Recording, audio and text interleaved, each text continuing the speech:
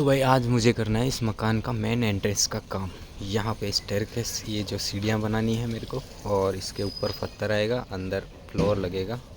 सबसे बड़ी दिक्कत मेरे को यहाँ पे होने वाली है क्योंकि ये रोड जो है वो इस स्टेप के लेवल तक आने वाली है, तो यहाँ से मुझे स्टेप स्टार्ट करना है। यहाँ पे 5 स्टेप हैं और इसके बाद साइड में पत्थर लगने वाला है, उसके बाद फ्लोर आ जाता है। इसमें ये इतना फ्लोर है और इसके ऊपर भी पत्थर आने वाला है, और मुझे ये पाइप सबसे पहले अंडरग्राउंड करना पड़ेगा क्योंकि वहीं पे इसका पूरा पानी का स्लोप देना है मुझे। तो अभी देख लो कैसा दिख रहा है, उसके बाद मैं काम स्टार्ट करूँगा और इसका पूरा नक्शा ही बदल दूँगा। ये देखिए अब ये पूरा शाम तक चेंज हो जाएगा, तो वीडियो में बने रहना और वीडियो को लाइक भी कर देना।